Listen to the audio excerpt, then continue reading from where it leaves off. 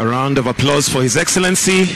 Thank you, Your Excellency. With your permission, I'll request that you kindly advance to come here, Your Excellency, and press the buzzer to have the launch of the accelerator program and the total tax contribution report. And let me ask His Excellency to be joined by His Excellency, the Prime Cabinet Secretary, the Governor CBK, the CS Treasury, the CEO CBK, and the PS MSME, Madam Susan Mangeni, to join and flank His Excellency as he presses the buzzer. It's going to be the official launch of the total accelerated program and the total tax contribution report. So I'll request that the gentleman will just flank His Excellency, and we'll have the video that is going to be the launch before we finish. So Your Excellency, at the count of 3, in 3, 2, 1.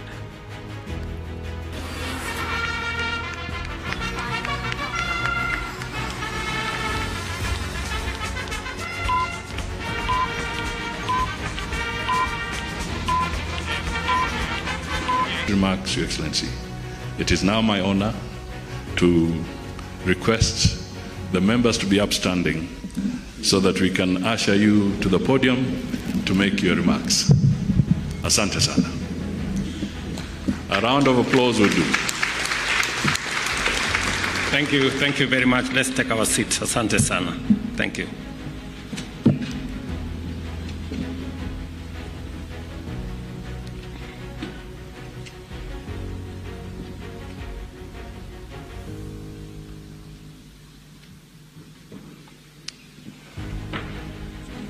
Your Excellencies, ladies and gentlemen, good morning. Hamjambo. I am very proud and encouraged to join you as we discuss the future of our economic transformation and the vital role of medium, small, and micro enterprises in shaping our economic future. As you're all aware, among the 5 pillars of this administration, one of the 5 pillars is MSMEs. And it was deliberate and intentional that we identified the space around MSMEs as a critical sector for the transformation of our economy. We recognize and embrace and champion the critical contribution of MSMEs, notably because they create between 80 and 90% of jobs and also generate nearly 1/3 of gross domestic product. Without a doubt, under the right conditions, MSMEs have even greater potential to drive national economic transformation at an accelerated pace, creating jobs for our young people and improving the livelihoods of both urban and rural communities and enterprises. Listening to the lady who spoke to us in the presentation here, she spoke from those in the agricultural sector, largely in the rural areas, all the way to the marketplace. And in that ecosystem, we have MSMEs at every level. At the level of farmers, small-scale farmers who require credit, transporters, people working in that whole space. And it is the reason why, apart from our housing program, we are also building 400 new markets for our mama mbogas and all the people who are involved in that space, because that piece of infrastructure improves their business. The bottom-up economic transformation agenda outlines strategies and strategic interventions that the government will implement in collaboration with the private sector investments in creating an enabling environment across all sectors, particularly for MSMEs to unlock opportunities and achieve inclusive transformation. I am particularly encouraged by the thematic focus of this event because the empowerment of MSMEs is at the core of our plan, which is our vehicle to deliver equitable development and inclusive growth while engaging all citizens of our republic. I also take this opportunity to commend the banking industry, not only for its essential role in ensuring efficient functioning of our economy and maintaining the integrity of our financial sector, but also for leading by example in tax compliance. In 2023, the banking industry contributed 190 billion in taxes, reflecting both its performance and potential. And I must congratulate the banking industry for your contribution. Asanteni sana. These funds significantly support the government efforts to improve infrastructure, enhance public services, and promote robust economic activity. This event has fundamental positive implications for economic growth because banking institutions have demonstrated their commitment to expand lending to MSME sector through a variety of dedicated products and solutions that have been showcased here today. I went through the many booths and the many products that are that have been developed by different banks to address different sectors of our MSME ecosystem. And I want to say the array, the buffet, the number of different products demonstrate your commitment and the agility of our financial sector to provide tailor-made products for different sectors of our economy. And I want to encourage that as government, we will work with you to make it possible for you to be able to overcome whatever challenges that are there so that we can serve both the private sector market, but also more specifically the MSME sector in the banking industry. And as I make this commitment, we want to make it significant and impactful. According to the central bank, our banks provided Kenya shillings 783 billion in loans to MSMEs in 2023, which represents an increase of about 75 billion. As we launch the MSME Accelerated Program today, let us reflect and collaborate in advancing its stated aim of boosting small business capabilities through comprehensive assessments, advanced training, and tailored support from public and private sector partners, as well as development finance institutions. I know John, the chair of the Kenya Bankers, has said that we will shortly be graduating some of the clients in some of the people in the Hustler Fund, about 2 million of them. I think next month we will be announcing their graduation now to the MSME sector. And it demonstrates the possibilities that exist. And it also gives you an indication. Hustler Fund is retailing at 8%. Many banks are today at 17, 18, 20, 20-something percent. I want to tell you that the experience we have seen with the Hustler Fund, and I think KCB and Family Bank can bear me witness, that it is still possible to do business even with single-digit interest rates. We just need to work together and find ways of making sure that we make it much more efficient, leverage more on technology, work more with KYCs. We have gathered a lot of information on borrowers, and we will be availing that information to the banking sector so that you can trace some of the people who will be graduating to you. We will give you their banking industry, their banking records. We will give you their borrowing history, and you can be able to make much more easier decisions on how much, when to lend to them. And again, we are prepared to share this information with you so that we can progressively develop more products that helps our MSME ecosystem. As we do this, I am confident that our banking sector's dedicated support program will facilitate MSMEs to develop scalable business models, strengthen financial management skills, and again access to investors, markets, and formal credit. I commend the banking industry's pledge to double lending to MSMEs by providing 150 billion in new loans annually beginning next year. Accordingly, the government will support this bold and innovative move through policy and institutional banking, including measures to guarantee the prompt payment of all pending bills, which will commence once the ongoing verification process is completed. And John Buddy and the team at Treasury are seized of this matter. We have discussed at length on what needs to be done. We are developing alternative products on how to raise financing for us to deal with this challenge of pending bills, so that we can enhance liquidity in the financial ecosystem and make sure that banks can lend more. Let me also take this opportunity to pay tribute and to congratulate the banks for working with us on the matter of exchange rate.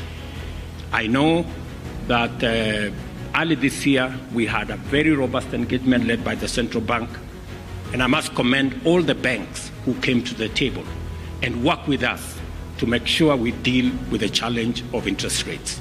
Because of that collaboration, today our exchange rate has stabilized at around 129.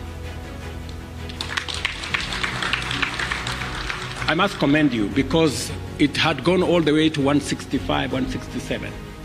But because of coming together, working together, the industry looking at, yes, it's good to make money, but at what cost to the economy? And I must say to the banks, congratulations for being part of the solution in that space. But I want to give you another 2 assignments, because you already did very well and passed with very high marks on the first one.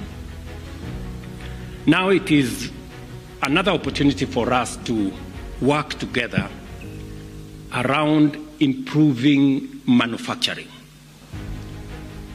The lending to the manufacturing sector is not sufficient. Our manufacturing sector is not doing well, and it is weighing down our economy.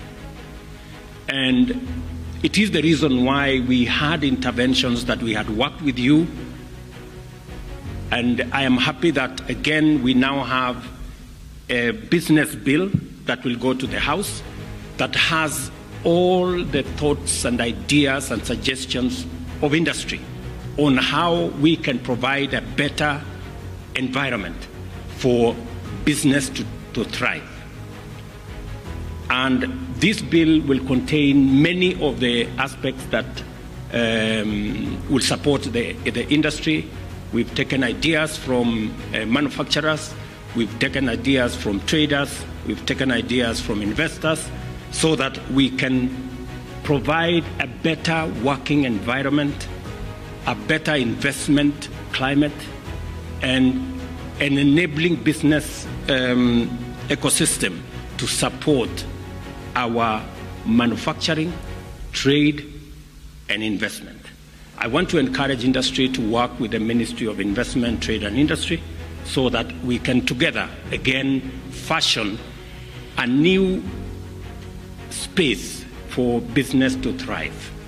I want to encourage the banking industry, the MSMEs, to work with us as we develop this new business bill that would help us do more, especially in the space around manufacturing. I remember last year, actually this year, having a conversation with somebody who is manufacturing in Kenya. And the biggest challenge they have is that we continue to import products that we can manufacture in Kenya. And we lose significantly because the raw materials that we would have used to manufacture locally are not used. The jobs we are supposed to create locally are lost. And so the opportunities to grow our own manufacturing capabilities and enterprises is also lost. So there is need for a determined, affirmative action to drive our industrialization. And part of that endeavor includes availing credit to our manufacturing sector. I must commend you because the banking sector in Kenya is the most profitable globally. But I also want to tell you that you can do even better by lending to more people at lower rates so that you enhance your, so that you use the economies of scale. You know, the more people you lend to, the bigger the pie we all bake. So I want to encourage you that that is the space we want to work with you around and to see how we can do this again together. I know you have mentioned something about KRA. I just want to promise you that our strategy is not to push for more taxes on the people who are already paying. Our strategy is for more people to pay little taxes so that we can reduce big taxes on the people who are already paying so much. That is the way that we want to go into the future. And we are overhauling the management and the business practice of Kenya Revenue Authority, leveraging more on technology so that we can be able to do more and be able to ensure that we raise domestically, we mobilize domestic resources more and reduce on what we are borrowing. So lending is one assignment that I want to give you to our private sector. Lending to the private sector is at what percent, Tuge? I think we came down significantly. You know, the lending to the private sector only grew by 1.3%, which is really insignificant. We want that sector, the private sector, to do more. And I know what we need to do as a public sector to enable you to do that. So we will do our part. Please do yours. Let me also ask you, as the banking sector, another request. We already are signed in with a Pan-African payment system. The Pan-African payment system, Tuge tells me he convened a meeting with the banking industry, and I must commend you. Many people from the banking industry showed up. And the whole reason why we are doing this is we want to reduce our transactions cost, especially for products and trade that are transboundary. We spend about $5 billion as a continent in just, exchange rate issues. With the Pan-African payment system, we can sell our products and buy products from the continent in our local currencies. That way, we avoid losses as a result of exchange of different currency exchange rates. So I want to encourage the banking industry to participate in that space, because Kenya has been identified as the place where we want to domicile the Pan-African payment system. But our drawback is that not as many banks are using that facility. I want to encourage, and I've told Gashora, the chairman of the Kenyan bankers, to encourage more banks to participate in that. It is good for you. It reduces your transactions cost. It reduces unnecessary exchange rate issues, and it helps us pay for products from different countries in local currency. That way, our traders don't have to run around trying to change money from one currency to another. Let me also request for one more thing. I hope I'm not making too many requests, because I have my banker here. and I don't want to get a letter that I am behind schedule in paying my affordable housing, as Musalia has said. We have 5 billion shilling worth of contracts that we have given to MSMEs. These are the Juakali artisans. They are making doors, they are making windows, they are making hinges. And what we have done to make it much more professional, we have standardized all the windows. They can now manufacture in bulk. We have also standardized all the doors. They can also manufacture in bulk. But they keep telling me that you ask them too many questions when they come to look for credit. And oftentimes, we've had to step in and provide some guarantees. They have already a proven track record. I want to encourage the banks to look at these MSMEs in the housing ecosystem and see how you can support them. They have legitimate business contracts, and we want to see how we can work together. So this is what I envision as we work together in this space. You have my commitment that we will be disciplined as the public sector. We've taken some very difficult decisions to make sure that we stay the straight and narrow. It is the reason why we have built our reserves. It is the reason why we have invested in the right places to make sure that we bring down inflation. It is my target that next year inflation will be sub 3%. That is the target that we have.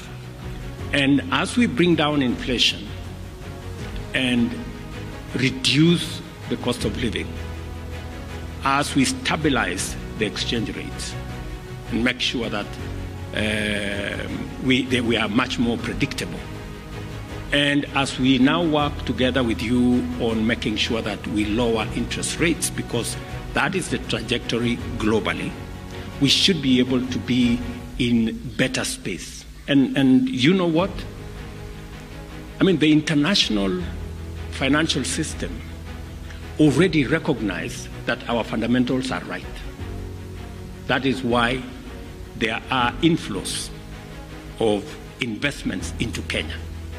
That is why many investors are looking to Kenya as a place to invest. That's why our tourism is doing okay, our remittances are doing okay, because the fundamentals are right.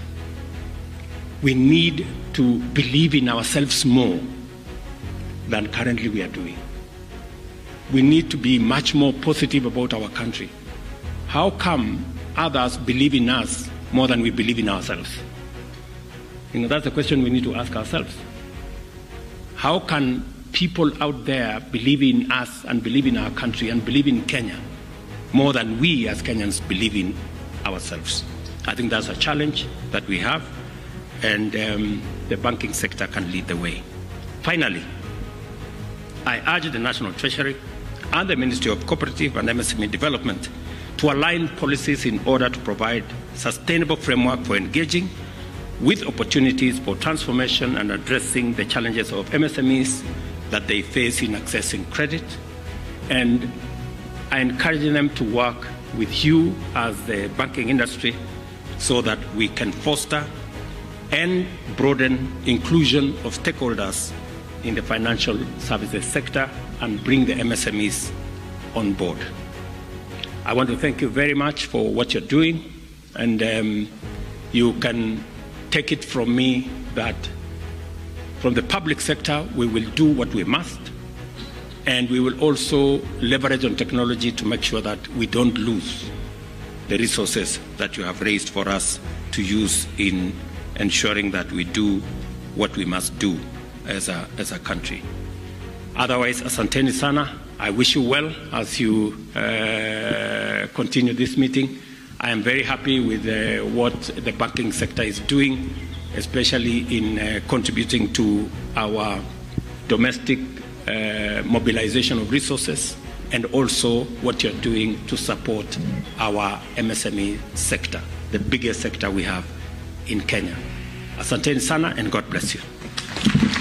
Thank you for watching Noble Black News, where we strive to bring you the real stories and perspectives that truly matter.